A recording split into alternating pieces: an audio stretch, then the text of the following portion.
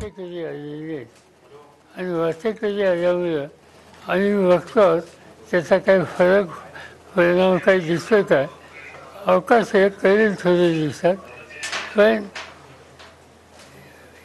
एका उंचीतली सत्ता होती ती आता अवस्था राहिलेली नाही.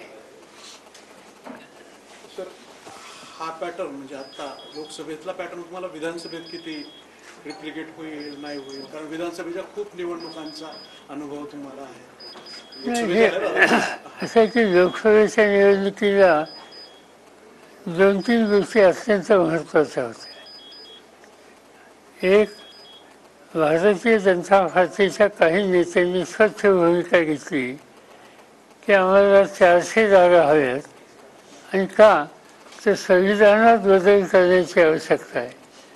हेगडे नावाचे एक त्यांचे मंत्री आणि आणखीन 3-4 लोक यांनी जाहीरपणाने ही भूमिका मांडली की आम्हाला संविधानात बदल करायचा होता आणि ही त्यांनीच मांडली असं नाही, श्री मोदी यांनी सुद्धा अशी भूमिका मांडली आणि त्यामुळं लोकांच्यात अस्वस्थता होती की या देशामध्ये संविधानाला जो मूलभूत अधिकार दिलेला आहे त्या अधिकारावर गदा येण्याची शक्यता आहे आणि त्यामुळं आपण या मतदानामध्ये अत्यंत जागृतीने मतदानात भाग घेतला पाहिजे हा विचार जनतेने केला आणि त्याचा परिणाम आपल्याला एकदम 400वरनं खाली आलेलं चित्र बघायला मिळालं.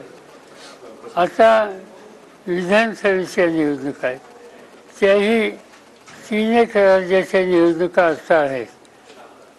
या निवडणुका असं दिसतं लोकांच्यामध्ये की बदल हवा आहे. आजचे राज्यकर्ते जे राज्यात आहेत किंवा देशात ज्यांच्या हातात सत्ता आहे त्यांना कुठेतरी आवड घातला पाहिजे आणि उद्याच्या या राज्याच्या निवडणुकीची आपल्याला संधी आहे असं चित्र दिसतं.